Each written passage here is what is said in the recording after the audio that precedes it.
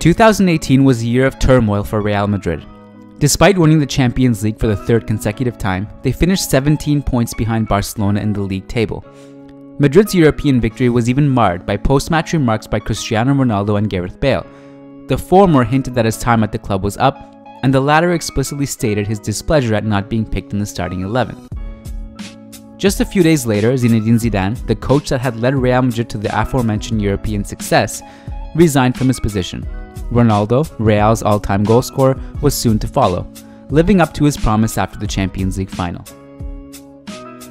For a brief period of time, there was some optimism that Madrid could cope with the departure of two giants of the game, but the positive feelings quickly dissipated after the sacking of Julian Lopetegui and the declining performances under current coach Santiago Solari.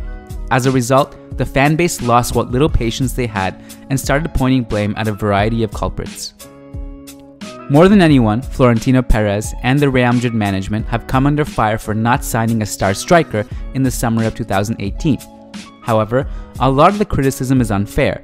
There are some reasons why it was very difficult to sign a Ronaldo replacement or to keep Cristiano Ronaldo in the first place, when Florentino rightfully didn't want to get involved in paying the fines from Cristiano's tax fraud. We can start by looking at all the players credibly linked to Real Madrid. Lewandowski was a big name on everyone's lips, and Bayern Munich president Karl-Heinz Rummenigge even acknowledged that Madrid had inquired about him. However, he also said that Lewandowski wasn't for sale, no matter the price. Harry Kane, another huge name, and probably the most ideal fit for Real Madrid, also wasn't a realistic target. Before Ronaldo even left, and only a week or so after the club season had ended, Kane signed a massive contract with Tottenham Hotspur. Regardless, Kane has previously stated that he'd like to be a one-club man, depending on how Tottenham manage the team and retain their coaches. With Pochettino having also signed a new contract with Tottenham last season, Kane was all but guaranteed to stay for at least another year. But what about Mauro Icardi? He didn't sign a contract in 2018. That's true, and there was definite flirting with the lethal Inter Milan striker.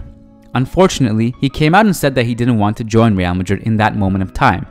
That makes sense, since Inter had just qualified for the Champions League and were getting ready to reinforce big time. Icardi had unfinished business and was a spearhead of a promising project. The timing just wasn't there for Real Madrid. The last realistic big name was Edinson Cavani, and while a deal initially seemed likely, new manager Thomas Tuchel came out and quashed the rumors.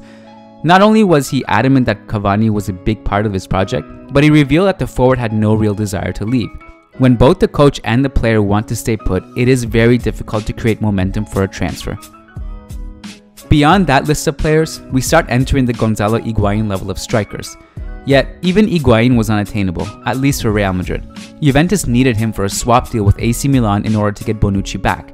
There is little Real Madrid could have offered to match Bonucci's value, other than an absurd transfer fee. It's also worth noting that Higuain has had a poor season thus far, scoring less goals than the much-maligned Benzema. Signing him was always going to be a risk, given his age and post-peak form over the past couple seasons. So how about a young, up-and-coming player like Timo Werner? He would have been a great signing, given his direct nature and eye for goal. But Leipzig's sporting director, Ralf Rangnick, noted that Werner was not interested in leaving. To quote him, Rangnick said, "Timo has made it clear to us in many interviews that he will definitely play for us in the coming year." And now, we're in the territory of backup strikers. Here, Madrid did sign someone, getting former academy player Mariano from Olympique Lyon. Players like Iago Aspas and Rodrigo were on the table, but Mariano was the better bang for buck, recording similar goal-scoring figures to the aforementioned duo and coming at a discounted price.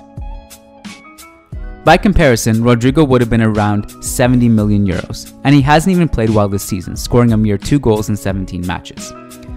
If we want to get creative, we can think of wildcards like Anthony Martial. The Manchester United player is a nuclear level talent and could theoretically thrive as a striker, but he hasn't played that position in a couple of years, and Ed Woodward considers him unsellable. This realization can be hard to take for Madridistas who have grown used to seeing their team capture target after target in the peak Galactico years. But we have to understand that Real Madrid operate in the real world, not in a FIFA game. Sometimes the market is tough because, believe it or not every single player on earth wants to come to Real Madrid. It's time for Madridistas to look at the hard reality of the summer of 2018. Elite strikers were just not available. That doesn't mean that us Madrid fans can't be frustrated with what has been a miserable season. It's just that we should really carefully examine the facts before placing the blame. Thanks for watching this week's School of Real Madrid video. If you like our work, please consider supporting us through our Patreon and be sure to follow us on all our social media channels.